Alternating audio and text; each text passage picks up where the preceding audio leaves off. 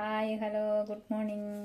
കുഞ്ഞുങ്ങളുടെ അവരുടെ സമയം എങ്ങനെ മാനേജ് ചെയ്ത് കൊണ്ടുപോകാമെന്ന് ഞാൻ നേരത്തെ ഒരു വീഡിയോ ഇട്ടിട്ടുണ്ടായിരുന്നു. അതിൻ്റെ ബാക്കിയായിട്ടായതേ. അപ്പോൾ അതിനകത്ത് നമ്മൾ ഇനിയും ചെയ്യേണ്ടതെന്ന് പറഞ്ഞാൽ ഒരു ദിവസം 24 മണിക്കൂറല്ലേ.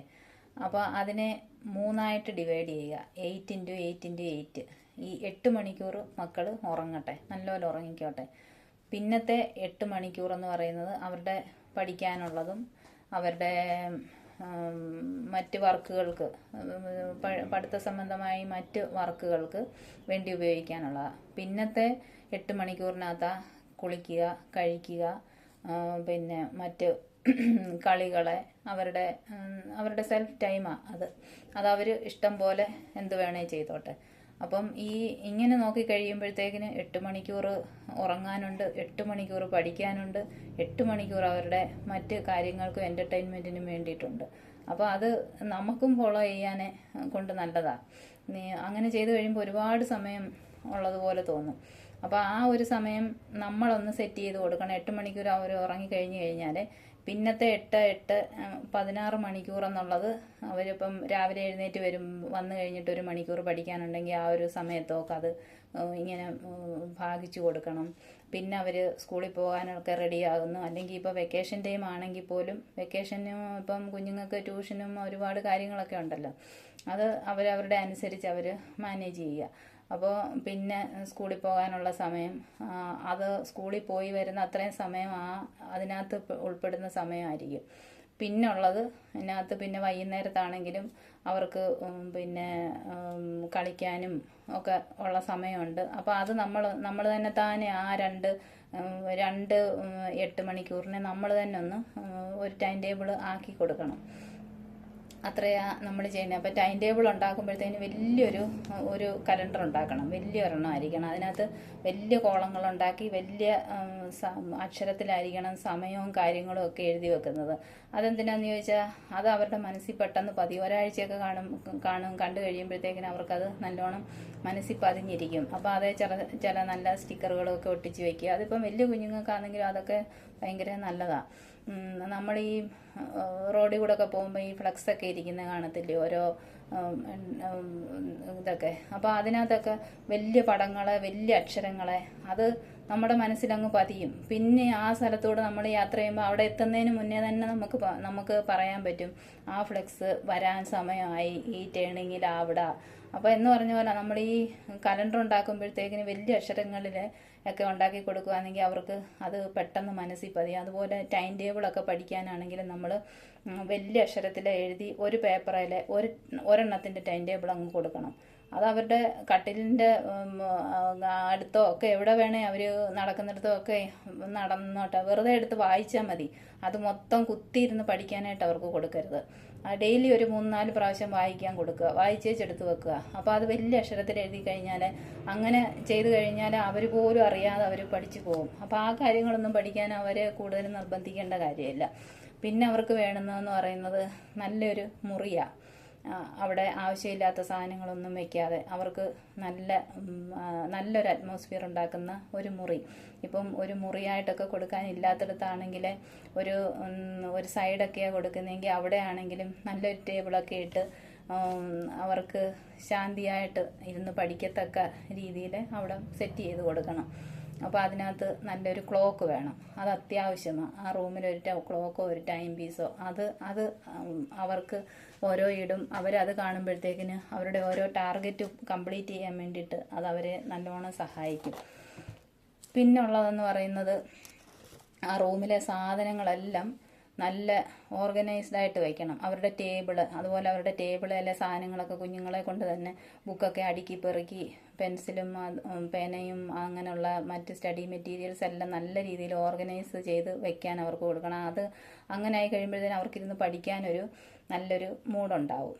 അതുപോലെ ഈ പഠിക്കാനെടുക്കുമ്പോഴത്തേക്കിന് കുറേ ബുക്കുകൾ വലിച്ചു വാരി ടേബിളിൽ ഇടരുത്.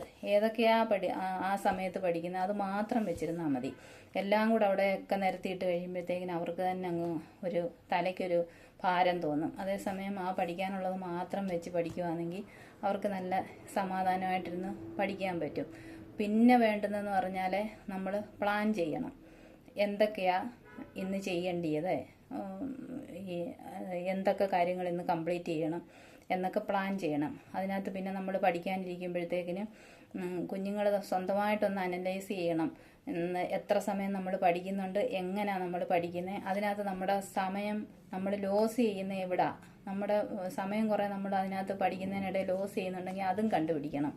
എന്നിട്ട് അത് എന്ന് പറഞ്ഞാൽ കുറച്ച് നേരം പഠിച്ചു കഴിയുമ്പോഴത്തേക്കിന് അവർ ചിലപ്പോൾ അവിടെ നിന്ന് എഴുന്നേറ്റ് പോകും, വെളിയിലൊക്കെ പോയി നോക്കി നിൽക്കും, അല്ലെങ്കിൽ ഇച്ചിരി ടി വി കാണും, അല്ലെങ്കിൽ മറ്റുള്ളവർ ടി വി കാണുന്നതിൻ്റെ കൂട്ടത്തിൽ പോയിരിക്കും, അങ്ങനെയൊക്കെ ചെയ്യും. അപ്പം ആ സമയം എന്ന് പറയുന്നത് ആ സ്റ്റഡി ടൈമിനകത്ത് ഉണ്ടാകുന്ന ഒരു ലോസാണ്. അപ്പോൾ ആ ലോസ് ചെയ്യുന്ന എന്താണെന്ന് മനസ്സിലാക്കിയിട്ട് ആ സമയം കൂടെ നമ്മൾ ഇതിനകത്തോട്ട്, ഈ സ്റ്റഡി ടൈമിനകത്തോട്ട് മാനേജ് ചെയ്ത് കൊണ്ടുപോകണം.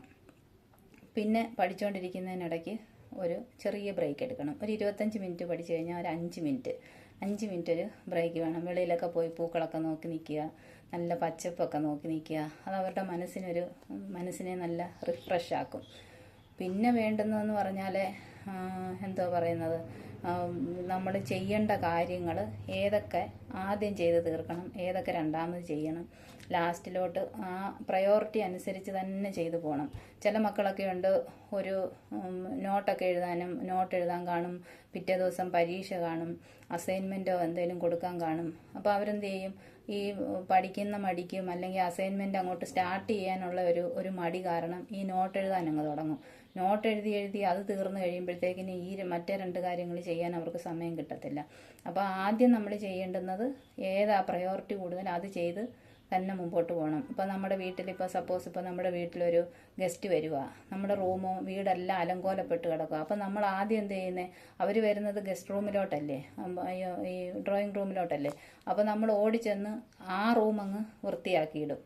എല്ലാം നല്ല വൃത്തിയാക്കി ഇടുമ്പോഴത്തേക്കിന് നമുക്കൊരു സമാധാനം. അവർ വന്ന് അവിടെ അല്ലേ ഇരിക്കുന്നത് എന്ന് പറഞ്ഞ പോലെ പഠിക്കുന്ന കാര്യം നമുക്ക് ആദ്യം എന്താ ചെയ്യാനുള്ളതെന്ന് വെച്ചാൽ അതങ്ങ് ചെയ്ത് കഴിഞ്ഞാൽ നമ്മളും അങ്ങ് അങ്ങ് ഫ്രീ ആകും. ബാക്കി കാര്യങ്ങൾ നമുക്ക് സമാധാനത്തോടെ ചെയ്തു തീർക്കാൻ പറ്റും. പിന്നെ അതെല്ലാം ചെയ്ത് കഴിയുമ്പോഴത്തേക്കിന് ഒരു സെൽഫ് റിവാർഡ് പോലെ പിള്ളേർക്കൊരു ആഹ്ലാദ പ്രകടനം അതൊക്കെ ചെയ്യണം. മമ്മ എൻ്റെ കംപ്ലീറ്റായി, ഞാനിത് ചെയ്ത് കഴിഞ്ഞു എന്നൊക്കെ പറഞ്ഞൊരു സന്തോഷവും. അപ്പോൾ അമ്മമാർ കെട്ടിപ്പിടിച്ചൊരു ഉമ്മയൊക്കെ കൊടുക്കുമ്പോൾ അവർക്ക് ഭയങ്കര സന്തോഷമായിരിക്കും. പിന്നത്തേന്ന് പറഞ്ഞാൽ ഉറക്കം. അത് 8 മണിക്കൂർ നല്ല ഉറക്കം കുഞ്ഞുങ്ങൾക്ക് കിട്ടിയേ തീരൂ. പിന്നെ അവർക്ക് നല്ല ഫുഡായിരിക്കണം. അവർക്ക് വലിയ വില കൂടിയ ഫുഡും അങ്ങനത്തെ സാധനങ്ങളൊന്നും അല്ല, പോഷക മൂല്യമുള്ള നമ്മുടെ വീട്ടിലും നമ്മുടെ നാട്ടിലും പരിസരത്തും കിട്ടുന്ന സാധനങ്ങൾ, ചക്കയും മാങ്ങായും ഒക്കെ ഉള്ള സമയത്ത് അതൊക്കെ കൊടുക്കണം കൊച്ചുങ്ങൾക്ക്. അതല്ല നമ്മുടെ നാട്ടിലെ ജീവിക്കാൻ നമുക്ക് ആവശ്യമായ സാധനങ്ങളാണ് നമ്മുടെ പ്രകൃതി നമുക്ക് തരുന്നത്. മറ്റ് രാജ്യത്തെ സാധനങ്ങളൊന്നും മേടിച്ച് നമ്മൾ കഴിക്കണമെന്നൊന്നുമില്ല. നമുക്ക് കിട്ടുന്ന സാധനങ്ങൾ നമ്മൾ ഓരോ സീസണിലും നമുക്ക് കിട്ടുന്ന സാധനങ്ങൾ നമ്മൾ ഇഷ്ടം പോലെ മേടിക്കുക. കുഞ്ഞുങ്ങൾക്ക് നല്ല ആഹാരങ്ങളൊക്കെ ഉണ്ടാക്കി കൊടുക്കുക. പിന്നെ അവർക്ക് വേണ്ടതെന്ന് പറഞ്ഞാൽ എക്സർസൈസാണ്. അതിപ്പോൾ അവരിരുന്ന് എക്സർസൈസ് ചെയ്യണമെന്നൊന്നുമില്ല. അവരുടെ എൻ്റർടൈൻമെൻ്റ് എന്ന് പറയുന്നത് ആ സമയത്ത് അവരെ കളിക്കാൻ വിടാം, മുറ്റത്ത് കളിക്കാം, അടുത്ത് ഗ്രൗണ്ട് ഉണ്ടെങ്കിൽ അവിടെ വിടാൻ പറ്റുന്ന സാഹചര്യമാണെങ്കിൽ അവിടെ വിടാം. അപ്പം വിടുമ്പോൾ നമ്മുടെ ഒരു നോട്ടം ഉണ്ടായിരിക്കണം. അമ്മമാർ ആ സമയത്ത് ആ ഭാഗത്തൊക്കെ ഒന്ന് കറങ്ങി അടിച്ച് നിൽക്കുക. അപ്പോൾ അങ്ങനെ അവരെ കളിക്കാൻ വിടാം. അല്ലാതെ എൻ്റർടൈൻമെൻ്റ് എന്ന് പറയുമ്പോൾ ഫുൾ ടൈം അവർ മൊബൈലും ടി വിയും കണ്ട് റൂമിൽ തന്നെ ഇരിക്കുന്നതല്ല. അവർക്ക് പ്രത്യേകിച്ച് എക്സർസൈസ് ചെയ്യേണ്ട കാര്യമില്ല. അവർക്കിങ്ങനെ കളികളിലൂടെയൊക്കെ ഇത് ചെയ്യാൻ പറ്റും. അപ്പോൾ ഇത്രയും കാര്യങ്ങളൊക്കെ നമുക്ക് ഇതെന്ന് പറഞ്ഞാൽ നമുക്ക് നമ്മുടെ എല്ലാ വീടുകളിലും ചെയ്യാൻ പറ്റുന്ന കാര്യങ്ങളാണ്. ഒരുപാട് വലിയ ഇതൊന്നുമില്ല.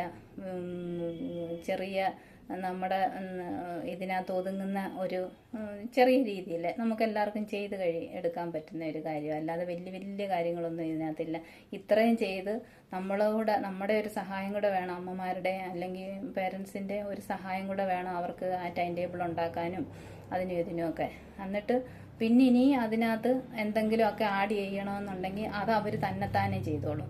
ഇത്രയും കാര്യങ്ങൾ നമ്മൾ അവരുടെ കൂടെ നിന്ന് അവരെ ഒന്ന് സഹായിച്ച് ഒക്കെ ഒന്ന് ആക്കി കൊടുത്തു കഴിഞ്ഞാൽ ഈ ഒരു രീതിയിൽ ഇങ്ങോട്ട് വന്നു കഴിയുമ്പോഴത്തേക്കിനും പിന്നീടുള്ള കാര്യങ്ങളൊക്കെ അവർ തന്നെത്താനെ അങ്ങ് ആക്കിക്കോളും.